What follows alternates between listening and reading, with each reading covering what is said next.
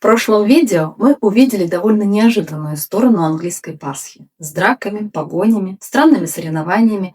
В общем, я бы сказала, немного безумная. А сегодня другая ее сторона. Теплая, спокойная и по-настоящему семейная. И начинается она с ароматной пасхальной выпечки.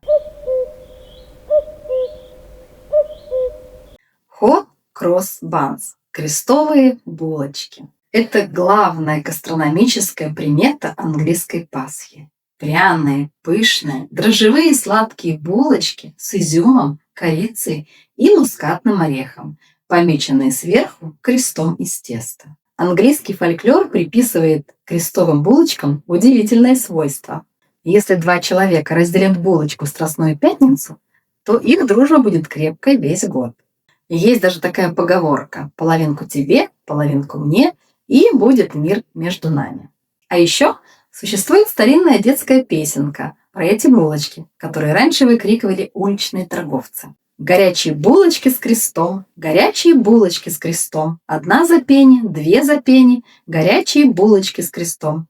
Если нет у вас дочек, дайте их своим сыновьям, одна за пенни, две за пенни, горячие булочки с крестом. Кажется, что торговец предлагает странную сделку. Зачем покупать одну за пенни, если можно купить две за ту же самую цену? На самом деле объяснение весьма простое. У торговца были булочки разного размера. Большая – за одно пенни, а маленькие продавали парой, тоже за одно пенни. Что это за деньги такие, пенни? Я расскажу в одном из следующих видео. Пасхальную булочку надо разрезать пополам, сильно поджарить в тостере или на сковороде до хрустящей корочки и густо смазать соленым сливочным маслом. Контраст сладкого теста с изюмом и соленого тающего масла – это и есть вкус английской Пасхи. В народе считалось, что крестовые булочки обладают магической силой. Лечат болезни, защищают дом от злых духов и не черствеют годами.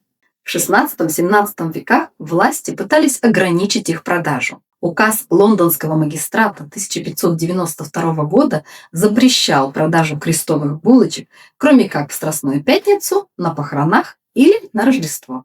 Если пекарь попадался на продаже таких булочек в обычный день, весь товар изымали, раздавали беднякам, а пекаря штрафовали. Сегодня, кроме классики, можно найти булочки с яблоком и корицей, с тройным шоколадом, с соленой карамелью и даже булочки с сыром и пастой мармайт. Да, это звучит странно, и на вкус тоже. Мармайт – штука очень на любителя. И другая история. Но в Англии пасхальные булочки не только едят. Иногда их хранят под потолком годами. И у этого есть довольно печальная история. В лондонском пабе The Widow's Son, который был построен в 1848 году, под потолком висят засохшие булочки. Местные жители называют его «домом булочек». Легенда гласит, что единственный сын старой вдовы отправился в море, пообещав вернуться на Пасху. Он так и не вернулся. Но его мать каждый год на Страстную пятницу пекла новую булку и вешала ее под потолок до конца своей жизни. После ее смерти булочки с крестом были обнаружены в сетке, свисающей с потолка. Традиция продолжается до сих пор. Каждый год моряк Королевского флота кладет новую булочку в сетку, висящую над баром. У этого праздника есть еще один символ, без которого его сложно представить.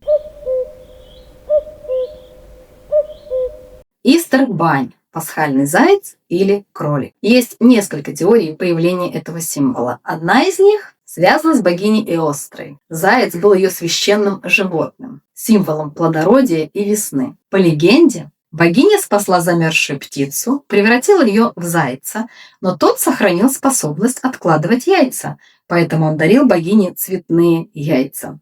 Современные историки считают легенду про богиню и зайца, несущего яйца, фантазией XIX века. На самом деле традиция пришла из Германии примерно в XVII веке. И, конечно, там, где появляется пасхальный заяц, обязательно появляются яйца.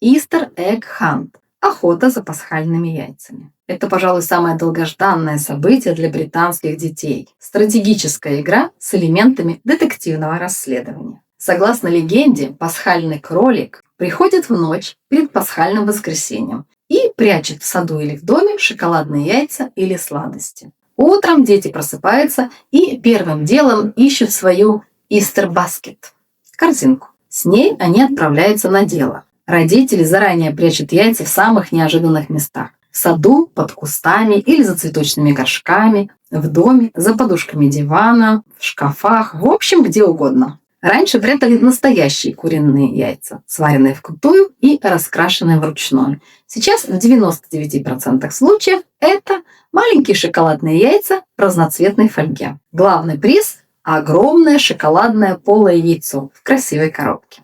В Англии охота за пасхальными яйцами – это не только семейное дело. Организация по охране памятников устраивает сотни охот в старинных замках и поместьях по всей стране. Чтобы найти яйцо, нужно пройти квест по истории замка. В Лондоне и других городах устраивают массовые забеги за яйцами, где участвуют тысячи детей. А в 2012 году в Лондоне прошла самая масштабная акция. По всему городу было расставлено 200 огромных яиц, расписанных известными художниками. Люди охотились за ними, отмечая их на карте в приложении. Но на этом игры с яйцами не заканчиваются. Egg-rolling – катание яиц. Если охота на яйца – это про хитрость, то катание – это про гравитацию и удачу. Сотни людей собираются на крутом холме и одновременно скатывают вниз вареные раскрашенные яйца. Побеждает тот, чье яйцо укатилось дальше всех или осталось целым. Главные столицы катания яиц – город Престон. Там, в парке Авенем, проходит самое масштабное мероприятие в Англии, которое проводится уже более 150 лет. Также мероприятие проходит в деревне Каслтон, графство Дербишир. Здесь традиция принимает форму игры в боулинг. Яйца скатывают не просто вниз, а стараются попасть в определенные лунки или сбить другие яйца. В городе Питерли, графство Даром, катание яиц часто переходит в egg-jumping – конкурс на разбивание. По аналогии с нашей игрой «Биться яйцами». У них даже есть всемирный чемпионат по этому делу. Судьи проверяют яйца участников.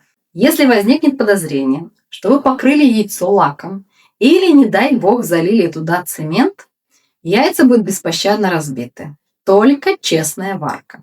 Моя бабушка рассказывала, что когда она была маленькой, в их деревне тоже проводили подобное соревнование – катание яиц с горки. Смысл игры заключался в том, что тот, у кого оказывалось самое крепкое яйцо, забирал себе разбитые яйца других участников. Она помнила случай, когда одного из участников поймали на обмане. Его яйцо было выточено из дерева и покрашено. Конечно, он в конце концов был разоблачен, побит, а все выигранные яйца отобрали. Чтобы подготовить чемпионское яйцо, у британских дедушек из северных графств есть свои хитрости, превращающие обычное яйцо в бронированный снаряд. Пошаговый рецепт идеального снаряда и правильная тактика битья яйца в закрепленном комментарии. Но Пасха в Англии – это не только спокойные семейные игры. Pancake races – блинные забеги. Одна из самых веселых и необычных весенних традиций Англии. Это не совсем пасхальная традиция. Связь между блинными гонками и Пасхой в том, что блины – это прощальная вечеринка перед долгим постом, который завершается Пасхой. Но я не могла не рассказать об этой традиции. Сам забег берет свое начало в 1445 году в городе Олни, графство Бакингемшир. Согласно легенде, одна домохозяйка была так увлечена жаркой блинов, что совершенно забыла о времени, когда в местной церкви зазвонили колокола, призывая прихожан на службу в честь начала Великого Поста. Бедняжка в панике выскочила из дома, она не успела ни снять фартук, ни оставить сковородку, так и бежала до самой церкви, на ходу подбрасывая блин, чтобы тот не пригорел. И с тех пор забег периодически проводился. Иногда с перерывами. Один из таких перерывов по понятным причинам произошел во время Второй мировой войны. Но в 1948 году традиция была возобновлена и с тех пор не прерывалась. Например, в период карантина из-за COVID-19 в 2021 году в забеге принял участие только один человек, который нес сковородку. для того, чтобы не прерывать традицию. Современные гонки волни сохраняют атмосферу 15 века. В гонке могут участвовать только женщины от 18 лет и старше. Согласно правилам, женщины должны проживать в Волне или там работать. Основные требования к участницам: обязательный фартук, косынка и сковорода с настоящим, уже готовым блином.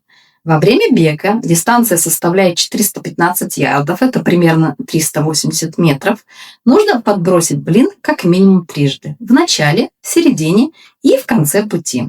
Побеждает тот, кто первым добежит до дверей церкви и вручит блин звонарю, получив в ответ поцелуй звонаря. Никто за пределами деревни не обращал на это особого внимания до 1950 года. Тогда жители города Либерал в штате Канзас, США, решили провести свою собственную гонку и бросили вызов Олни на международное соревнование по скорости. Домохозяйки Олни, имея за плечами 100 лет практики, приняли вызов с некоторой уверенностью. Но их соперницы по другую сторону Атлантики оказались быстрее, чем ожидалось. На текущий момент, после гонки 2026 года, счет в знаменитом противостоянии между Олни и Либерал 43-32 в пользу США. Англичанкам нужно явно тренироваться больше. Блинные забеги проходят не только в Олне, но и в других городах. Но там это скорее веселое шоу, чем древняя традиция. Участвовать в ней могут уже не только женщины, но и мужчины и дети. А в Лондоне у стен Вестминстерского дворца проходит отдельное зрелище – парламентская гонка. В ней участвуют депутаты, лорды и журналисты. И все они с одинаковым азартом бегут со сковородками, отчаянно подбрасывая блины. И все это ради благотворительности. А после такой суеты наступает время чего-то более спокойного и, пожалуй, самого красивого. Easter Bonnet Parades – парад пасхальных шляпок. Это, пожалуй, самая очаровательная и визуально безумная часть английской Пасхи.